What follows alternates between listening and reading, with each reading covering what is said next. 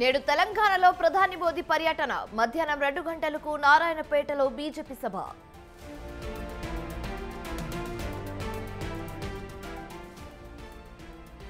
నేడు తెలంగాణకు కాంగ్రెస్ చీఫ్ ఖర్గే నకరికల్ సభలో పాల్గొననున్న సీఎం రేవంత్.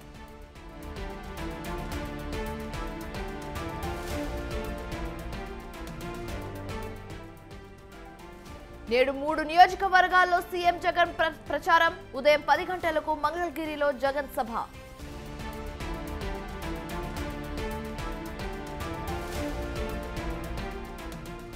కొనసాగుతున్న కేసీఆర్ బస్ యాత్ర నేడు సిరిసిల్ల సిద్దిపేటలో రోడ్ షో కార్నర్ మీటింగ్.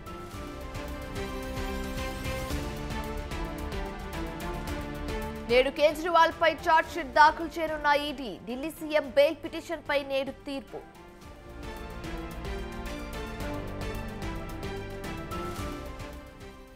తెలంగాణలో 4 రోజుల పాటు వర్షాలు, తేలికపాటి వర్షాలు కురిసే అవకాశం.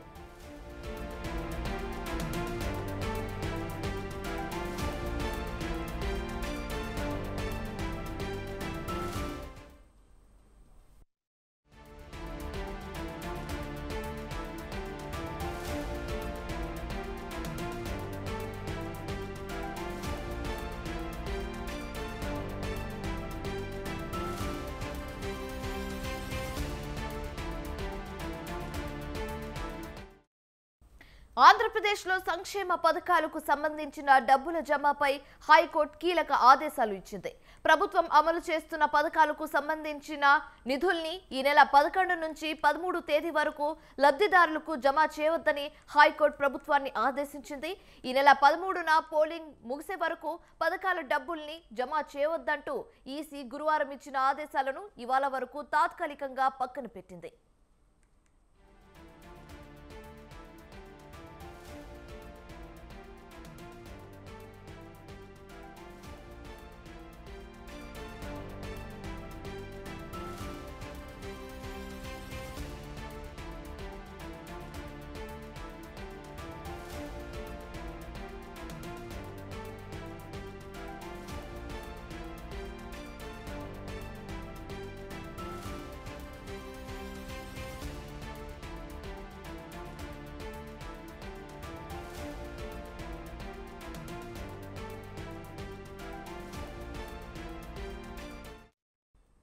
పథకాలకు సంబంధించిన నిధుల పంపిణీని ప్రసార మాధ్యమాల ద్వారా ప్రచారం చేయడానికి వీల్లేదని హైకోర్టు ఆదేశించింది.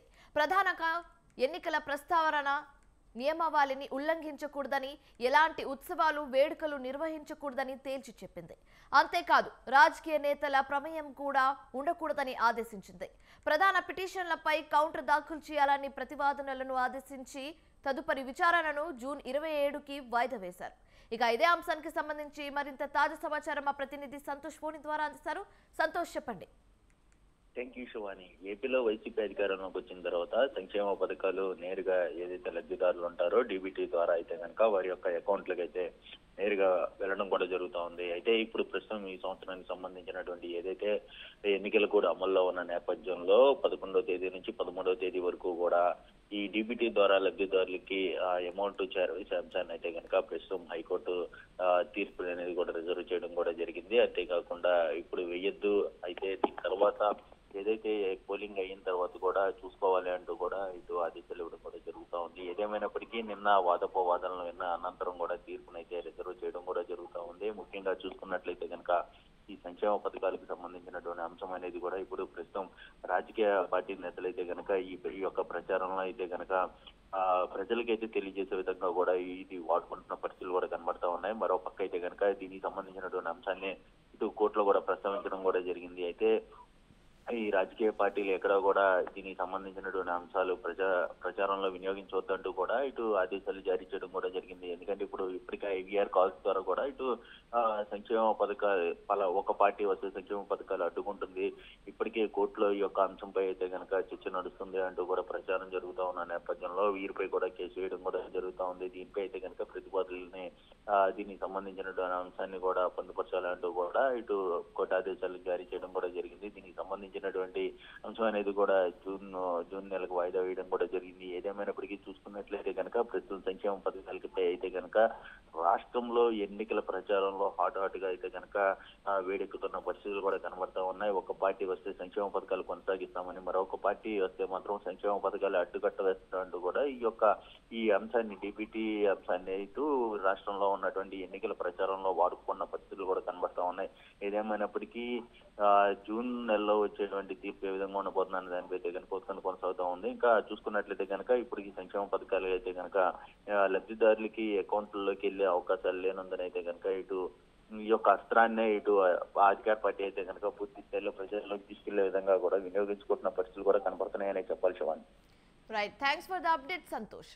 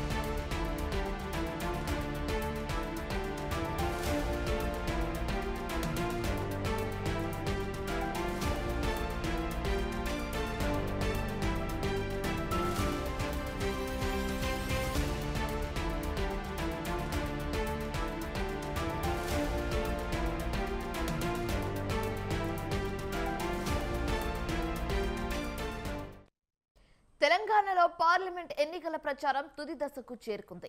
ఈ నేపథ్యంలో ఆయా పార్టీల అగ్రనేతలు పబ్లిక్ మీటింగ్స్, రోడ్ షోలతో దూకుడు ప్రచారం చేస్తున్నారు. ఇవాళ ప్రధాని మోదీ తెలంగాణకు మరోసారి రానున్నారు. ఒకే రోజు 2 సభల్లో పాల్గొననున్నారు. కర్ణాటక నుంచి ప్రత్యేక హెలికాప్టర్లో మధ్యాహ్నం 3 గంటలకు నారాయణపేటకు చేరుకోనున్నారు ప్రధాని మోదీ. నారాయణపేట్ జూనియర్ కళాశాల మైదానంలో మహబూబ్ నగర్ బీజేపీ లోక్సభ అభ్యర్థి డీకే అరుణకు మద్దతుగా నిర్వహించే బహిరంగ సభకు మోదీ హాజరవుతారు. ఇక మోదీ టూర్ కి సంబంధించి మరింత తాజా సమాచారం మా ప్రతినిధి శ్రీనివాస్ ఫోన్ ద్వారా అందిస్తారు. శ్రీనివాస్, చెప్పండి. శివాని, పార్లమెంట్ ఎన్నికలు సమీపిస్తున్న కొద్దీ బీజేపీ ఎన్నికల ప్రచారాన్ని దూకుడు పెంచిందని చెప్పవచ్చు. అందులో భాగంగానే ఈ రోజు ప్రధాని నరేంద్ర మోడీ ప్రత్యేకమైనటువంటి విమానంలో గుల్బర్గా నుంచి మహబూబ్ నగర్ జిల్లాలో నారాయణపేటలో జరిగేటువంటి బహిరంగ సభలో పాల్గొంటారు. సాయంత్రం 3 గంటలకు మహబూబ్ నగర్ లోని నారాయణపేటలో అక్కడి అభ్యర్థి డీకే అరుణ గెలుపు కోసం ఏర్పాటు చేసినటువంటి బహిరంగ సభలో పాల్గొని ప్రసంగించనున్నారు. అక్కడి నుండి హైదరాబాద్, అదేవిధంగా సికింద్రాబాద్ పార్లమెంట్ అభ్యర్థులు కేంద్ర మంత్రి కిషన్ రెడ్డి, రాష్ట్ర అధ్యక్షుడైన కిషన్ రెడ్డి గెలుపు కోసం, అదేవిధంగా హైదరాబాద్ పార్లమెంట్ అభ్యర్థి అయినటువంటి మాధవీలత గెలుపు కోసం ఎల్బీ స్టేడియంలో జరుగుతున్నటువంటి బహిరంగ సభలో పాల్గొని ప్రసంగించనున్నారు. ఇప్పటికే ప్రధాని దాదాపుగా మొన్న అంటే కరీంనగర్ అభ్యర్థి బండి సంజయ్ కోసం వెమ్లవాడలో జరిగినటువంటి భారీ బహిరంగ సభలో పాల్గొన్నారు. అక్కడి నుండి మరో బహిరంగ సభలో పాల్గొన్నారు. దాదాపుగా అంటే కేంద్ర మంత్రులు, జాతీయ నాయకులు తెలంగాణలో క్యూ కట్టిందని చెప్పవచ్చు. ఇప్పటికే అంటే ఇటు కాంగ్రెస్, ఇటు బీఆర్ఎస్ పార్టీలను విమర్శిస్తూ భారీ స్థాయిలో విజయం సాధించడానికి బీజేపీ అభ్యర్థుల కోసం జాతీయ నేతలు, అదేవిధంగా ప్రధాని, అదేవిధంగా హోంమంత్రి అమిత్ షా లాంటి ముఖ్య నేతలందరూ తెలంగాణలో మొత్తం దాదాపుగా అన్ని పార్లమెంటులో జరిగినటువంటి బహిరంగ సభల్లో పాల్గొన్నారు. ఈ రోజు ప్రధానమంత్రి నరేంద్ర మోడీ ఇటు నారాయణపేట, హైదరాబాద్ లోని ఎల్బీ స్టేడియంలో జరుగుతున్నటువంటి బహిరంగ సభలతో పూర్తిగా అంటే ఆయన ప్రచారం ముగుస్తుందని చెప్పవచ్చు. రేపు కేంద్ర హోంమంత్రి అమిత్ షా కూడా మరోసారి తెలంగాణకు రానున్నారు. వనపర్తి, అదేవిధంగా వికారాబాద్ లో జరుగుతున్నటువంటి బహిరంగ సభలో కూడా రేపు కేంద్ర హోంమంత్రి అమిత్ షా కూడా పాల్గొన్నారు. రేపటితో దాదాపుగా ఎన్నికల ప్రచారం ముగుస్తుందని చెప్పవచ్చు. మొత్తంగా ఇటు ప్రధాని నరేంద్ర మోడీ, కేంద్ర మంత్రులు, ఇటు అమిత్ షా, అదేవిధంగా రాజ్నాథ్ సింగ్ లాంటి ముఖ్య నేతలందరూ బీజేపీ అభ్యర్థుల కోసం పెద్ద ఎత్తున జరుగుతున్నటువంటి బహిరంగ సభల్లో పాల్గొని ఇటు బీజేపీ అభ్యర్థుల గెలుపు కోసం కృషి చేస్తున్నారని చెప్పొచ్చు. మొత్తంగా ఈ పార్లమెంట్ ఎన్నికల్లో బీజేపీ తెలంగాణ నుండి డబుల్ డిజిట్ దాదాపుగా 10 స్థానాల్లో విజయం సాధించే అవకాశాలు ఉన్నాయన్నటువంటి విషయాన్ని కూడా అగ్రనేతలు చెప్తున్నారు. ఈ రోజు ప్రధాని నరేంద్ర మోడీ ఇటు నారాయణపేట ఎల్బీ స్టేడియంలో జరుగుతున్నటువంటి బహిరంగ సభలకు భారీ జన సమీకరణ కోసం బీజేపీ నేతలు కృషి చేస్తున్నారని చెప్పవచ్చు. Amit. Right, thanks for the update Srinivas.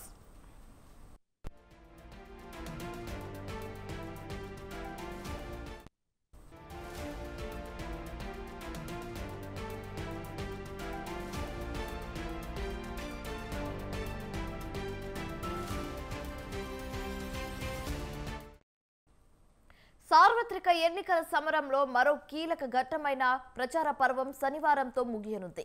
దీంతో రంగంలో ఉన్న ప్రధాన పార్టీల అభ్యర్థులు జోరు పెంచారు. కాంగ్రెస్ జాతీయ అధ్యక్షుడు మల్లికార్జున ఖర్గే నేడు తెలంగాణలో పర్యటించనున్నారు. నకరేకల్లో నిర్వహించే కాంగ్రెస్ జనజాతర సభలో ఆయన పాల్గొని ప్రజల్ని ఉద్దేశించి ప్రసంగించనున్నారు.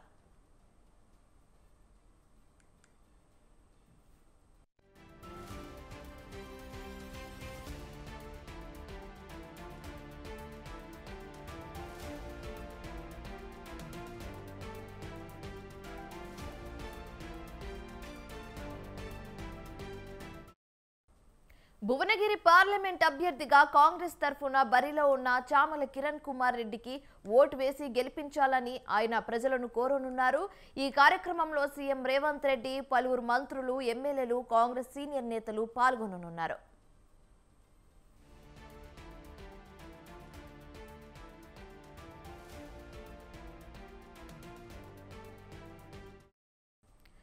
కాంగ్రెస్ అభ్యర్థులను గెలిపించుకునేందుకు కాంగ్రెస్ అగ్రనేతలు, అదేవిధంగా రాష్ట్ర సీఎం రేవంత్ రెడ్డి, మంత్రులు, ఎమ్మెల్యేలు, సీనియర్ నేతలు తీవ్రంగా ప్రయత్నిస్తున్నారు. కాంగ్రెస్ అగ్రనేతలు రాష్ట్రంలో పర్యటించి అభ్యర్థులకు మద్దతుగా ప్రచారం చేస్తున్నారు. అందులో భాగంగా రాహుల్ గాంధీ పలు దఫాలుగా రాష్ట్రంలో పర్యటించి కాంగ్రెస్ అభ్యర్థులకు మద్దతుగా ప్రచారం నిర్వహించారు. అయితే రేపు ప్రియాంక గాంధీ కూడా తెలంగాణకు రానున్నారు. ఇక ఇదే అంశానికి సంబంధించి మరింత తాజా సమాచారం మా ప్రతినిధి రాజు అందిస్తారు. రాజు, చెప్పండి. రైతువాణి కాంగ్రెస్ పార్టీ పార్లమెంట్ ఎన్నికల్లో అత్యధిక స్థానాలు కైవసం చేసుకునే దిశగా అడుగులు వేస్తా ఉంది. అందులో భాగంగానే వరుసగా బహిరంగ సభలు, అలాగే కార్నర్ మీటింగ్స్, ర్యాలీలు కూడా ప్లాన్ చేసింది. అందులో భాగంగానే ఇప్పటి వరకు దాదాపుగా 50 ఓవరాల్ గా బహిరంగ సభలు, కార్నర్ మీటింగ్స్ మొత్తం కలుపుకొని 50 వరకు ఈ యొక్క ప్రచార కార్యక్రమాలు నిర్వహించింది. అయితే ఏఐసిసి అగ్రనేత మల్లికార్జున ఖర్గే కూడా ఇవాళ తెలంగాణలో పర్యటించనున్నారు. మధ్యాహ్నం 12 గంటలకు తాజ్ కృష్ణాలో ఆయన ప్రెస్ మీట్ ఉంటుంది. ఆ తర్వాత సాయంత్రం 4 గంటలకు భువనగిరి పార్లమెంట్ నియోజకవర్గంలో భాగమైనటువంటి నకరేకల్లో ఆయన బహిరంగ సభలో ప్రసంగించనున్నారు. ఏది ఏమైనప్పటికీ వరుసగా అటు అగ్రనేతల పర్యటనలు తెలంగాణలో కాంగ్రెస్ పార్టీ చివరి అస్త్రంగా ప్రయోగించనుంది. ఎన్నికల ప్రచారం రేపు సాయంత్రం 7 గంటలతో ముగియనున్న నేపథ్యంలో ఈ వరుస చివరి 3 రోజులను అగ్రనేతల పర్యటనలతో కాంగ్రెస్ పార్టీ ఈ ప్రచార జోరును పెంచింది. నిన్నటికి నిన్న రాహుల్ గాంధీ 2 బహిరంగ సభల్లో పాల్గొన్నారు. ఆ అనంతరం ఇవాళ మల్లికార్జున ఖర్గే ఒక ప్రెస్ మీట్, అనంతరం భువనగిరి పార్లమెంట్ నియోజకవర్గ అభ్యర్థి చామల కిరణ్ కుమార్ రెడ్డిని గెలిపించాలంటూ కూడా ఆయన నగరేకల్లో బహిరంగ సభలో పాల్గొనున్నారు. అనంతరం రేపు ప్రియాంక గాంధీ హాజరు కానున్నారు.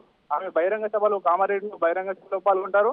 అనంతరం తాండూరులో నిర్వహించే రోడ్ షో, అలాగే షాద్నగర్ లో నిర్వహించే రోడ్ షోలో కూడా ఆమె పార్టిసిపేట్ చేశారు. ఓవరాల్ గా ఈ 3 రోజుల పాటు రాహుల్ గాంధీ, మల్లికార్జున ఖర్గే, అటు ప్రియాంక గాంధీ ముగ్గురు నేతల పర్యటనలు తెలంగాణలో చివరి అస్త్రంగా కాంగ్రెస్ పార్టీ ఈ యొక్క వ్యూహాత్మకంగా అడుగులు వేసింది. ఓవరాల్ గా 14 సీట్లు టార్గెట్ గా పనిచేస్తున్నామంటూ కూడా కాంగ్రెస్ పార్టీ అగ్రనేత చెప్తున్నటువంటి పరిస్థితి అయితే ఉంది. Shivani. Right, thanks for the updates రాజు.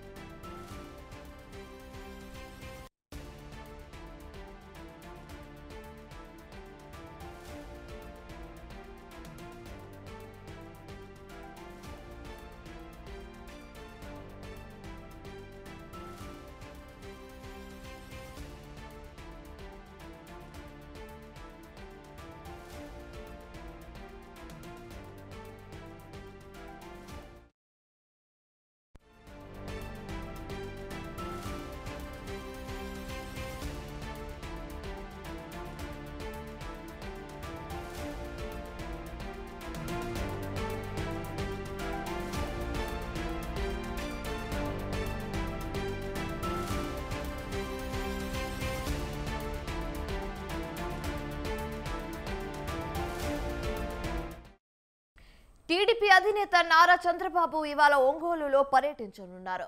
సాయంత్రం ఒంగోలు చేరుకున్న చంద్రబాబు రాత్రి 7 గంటల నుంచి ప్రధాన వీధుల్లో రోడ్ షో నిర్వహిస్తారు.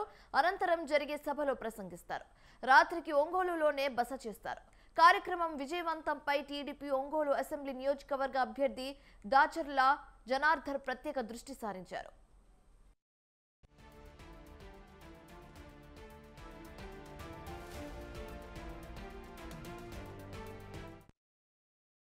అధికారమే లక్ష్యంగా రాష్ట్ర వ్యాప్తంగా ప్రజాగలం పేరుతో ప్రచారాన్ని నిర్వహిస్తున్నారు చంద్రబాబు నాయుడు.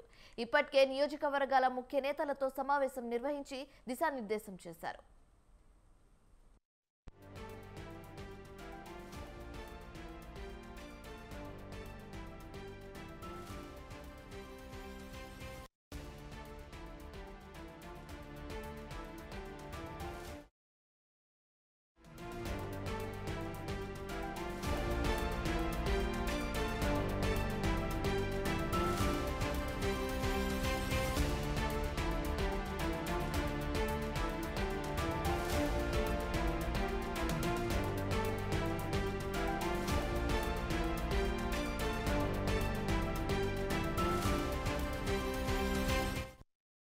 తెలంగాణలో పార్లమెంట్ ఎన్నికల పోలింగ్ తేదీ దగ్గర పడడంతో ప్రలోభాల పర్వానికి తెరలేపారు పలు పార్టీల నేతలు.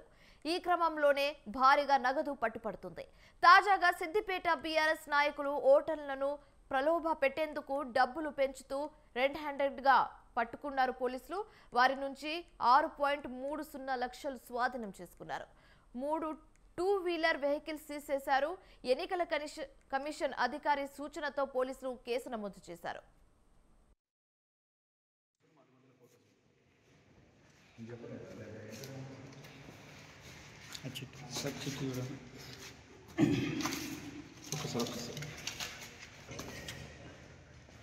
పంచనామా చేసేస్తాం ఒకసారి మీద కూడా మొత్తం పోయి చూద్దాం అంతా చూస్తాం. సిద్దిపేట జిల్లాలో నేడు బీఆర్ఎస్ అధినేత కేసీఆర్ రోడ్ షో నిర్వహించనున్నారు. సాయంత్రం 7 గంటలకు సిద్దిపేట ముస్తాబా చౌరస్తా నుంచి పాత బస్టాండ్ అంబేద్కర్ సర్కిల్ వరకు ర్యాలీ నిర్వహించి కార్నర్ మీటింగ్ లో ప్రసంగించనున్నారు. ఈ నేపథ్యంలోనే హరీష్ రావు ఆధ్వర్యంలో కేసీఆర్ కు ఘన స్వాగతం పలికేందుకు పార్టీ శ్రేణులు ఏర్పాట్లు పూర్తి చేశారు. ఈ సభలో బీఆర్ఎస్ శ్రేణుల్లో కేసీఆర్ నూతన ఉత్తేజం నింపుతున్నట్లు తెలుస్తోంది.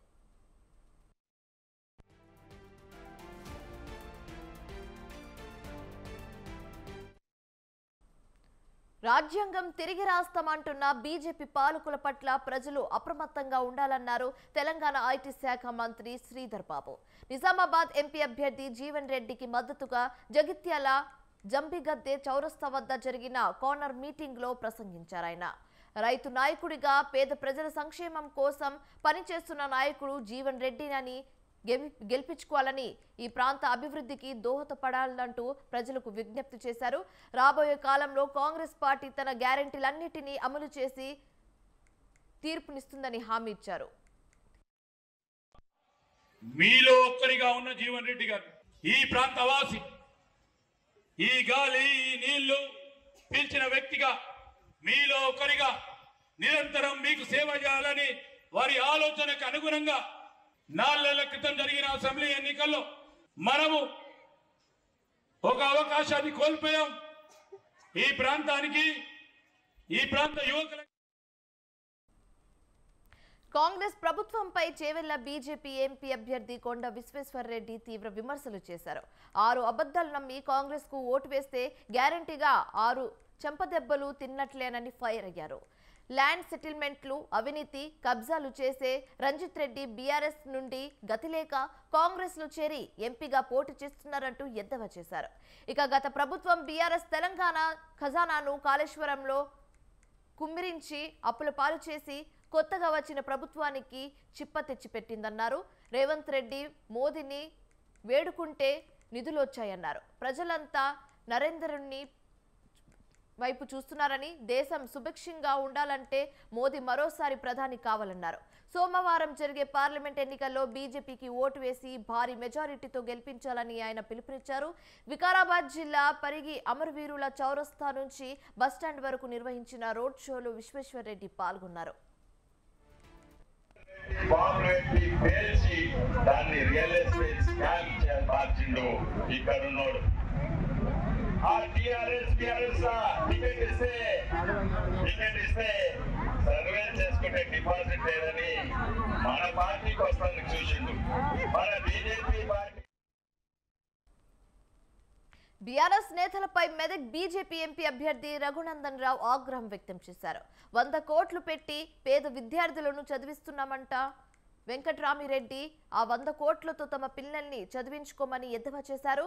గత 3 సంవత్సరాల నుంచి దుబ్బాకకు 100 కోట్లు తెస్తామని ఎందుకు చెప్పలేదని నిలదీశారు. ఓ రైతు తన ఇంటిని చితి పేర్చుకొని సజీవ దహనమైనప్పుడు కలెక్టర్గా ఏం చేశారని, ఇప్పుడు ప్రజలకు ఏం చేస్తారని ప్రశ్నించారు. ఎన్నికల ప్రచారంలో భాగంగా హబ్సీపూర్ ఎక్స్ రోడ్ నుంచి దుబ్బాక పట్టణంలోని ప్రధాన వీధులను గుండగా బైక్ ర్యాలీ నిర్వహించారు. అనంతరం ఏర్పాటు చేసిన కార్నర్ మీటింగ్ లో బీఆర్ఎస్ నేతలపై రఘునందన్ రావు ధ్వజమెత్తారు. ప్రభాకర్ రెడ్డి గారు, హరీష్ రావు గారు ఏమో ఎలగబెట్టమని చెప్పారు. దుబ్బాకకి ఏం వెలగబెట్టిరు? 100 కోట్లు పెట్టి సేవ చేస్తా అన్నాడు. ఎప్పుడైనా వెంకట్రామరెడ్డి ఎమ్మెల్సీ 20-21 లైన్ ఎమ్మెల్సీ. ఇలా యాడున్నాం? 20-24 మేకు వచ్చినాం. దగ్గర 3 ఏళ్ళ దగ్గరకు వచ్చింది. ఎప్పుడైనా వచ్చిండా అన్న దుబ్బాకకి? రూపాయి ఇచ్చిండా? రఘునందన్ పుస్తమట్టలు ఇచ్చినవా అని అడుగుతున్నాడు. క్యాంప్ ఆఫీసులో లెక్క రాస్తున్నారు, వచ్చి చూసుకోండి ఎంతమందికి పుస్తమట్టలు ఇచ్చినామో, ఎన్ని కుటుంబాలను పరామర్శించినామో, ఎంతమందిని ఆదుకున్నామో. చెప్పిన సాయాన్ని నేను చెప్పుకోవడానికి రాలే. 100 కోట్లు పెట్టి చదివిపిస్తా. ఎవరిని చదివిస్తావు? వైసీపీ ప్రభుత్వంపై అనంతపురం అర్బన్ కూటమి అభ్యర్థి దగ్గుపాటి ప్రసాద్ ఫైర్ అయ్యారు. అనంతపురంలోని కొన్ని కాలనీలను చూస్తుంటే ఇది నగరమా లేక పల్లెటూరా అర్థం కావట్లేదని మండిపడ్డారు. కాలనీలో కనీస డ్రైనేజీలు, తాగునీరు, చివరకు వీధి లైట్లు కూడా సరిగ్గా లేవని ఆగ్రహం వ్యక్తం చేశారు. 100 కోట్ల అభివృద్ధి అంటే ఇదేనా అని వైసీపీ నేతల్ని నిలదీశారు. చిన్న పల్లెటూరులో కూడా ఇలాంటి సౌకర్యాలు ఉంటాయని ఎద్దేవా చేశారు. రానున్న ఎన్నికల్లో కూటమి ఖచ్చితంగా అధికారంలోకి వస్తుందని, ఈ సమస్యలన్నీ పరిష్కారానికి అభివృద్ధి అంటే చూపిస్తామన్నారు. ఎన్నికల ప్రచారంలో భాగంగా ఆయన 39వ డివిజన్ లక్ష్మీనగర్ కాలనీలో పర్యటించారు. అనంతపూర్లో ఎక్కడికి పోయినా కానీ ఇవే సమస్యలే. డ్రైనేజ్ సమస్య, రోడ్లు, ఎక్కడికి పోయినా కానీ అనంతపురం చిన్న పల్లెటూరు మాదిరి కనిపిస్తా ఉంది. గత పాలకులు మరి 5 ఏళ్లలో ఏం చేశారో తెలియట్లేదు. కానీ ఎక్కడికి వెళ్ళినా కానీ సమస్యలు, ఏ డివిజన్లకు వెళ్ళినా సమస్యలు తప్ప ఇంకేం కనిపించట్లేదు. మా గవర్నమెంట్ ఫామ్ అయిన తర్వాత అనంతపురాన్ని అభివృద్ధి వైపు తీసుకెళ్తాం. ముఖ్యంగా నిరుద్యోగ సమస్య కానీ ఎక్కువగా ఉంది. నిరుద్యోగ సమస్య కానీ ఖచ్చితంగా తీరుస్తాం. దాన్ని already Anantapur to Bengaluru special corridor కింద మా అధినాయకుడు 2014-19 కాలంలోనే డిసైడ్ చేయడం జరిగింది. దాంట్లో భాగంగా ఆల్రెడీ కియా ఫ్యాక్టరీ గాని నిర్మించడం. తెలంగాణలో వేసవి సీజన్లో వడగాల్పులకు బ్రేక్ పడింది. రాష్ట్రంలో రానున్న 4 రోజుల పాటు తేలికపాటి నుంచి మోస్తారు వర్షాలు కురుస్తాయని వాతావరణ శాఖ తెలిపింది. ఉపరితల ద్రోణి ఆవర్తన ప్రభావంతో ఇవాళ రేపు తెలంగాణలోని పలు ప్రాంతాల్లో ఉరుములు, మెరుపులు, ఈదురు గాలులతో కూడిన వర్షాలు కురుస్తాయని పేర్కొంది. నిర్మల్, నిజామాబాద్, వరంగల్, హనుమకొండ, రంగారెడ్డి, హైదరాబాద్, మేడ్చల్, మల్కాజ్గిరి, వికారాబాద్, సంగారెడ్డి, మెదక్, కామారెడ్డి, మహబూబ్ నగర్, నాగర్ కర్నూల్, వనపర్తి, నారాయణపేట, జోగులాంబ, గద్వాల్ జిల్లాలకు ఎల్లో అలర్ట్ జారీ చేసింది.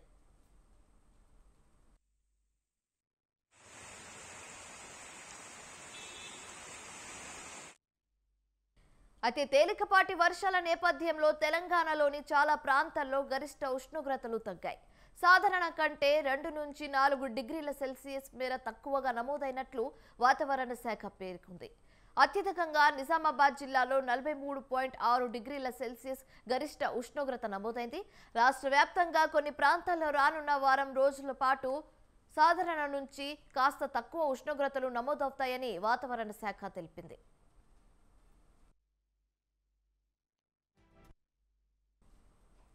ఇవి ఇప్పటి వరకు ఉన్న updates. For more updates keep watching స్వతంత్ర.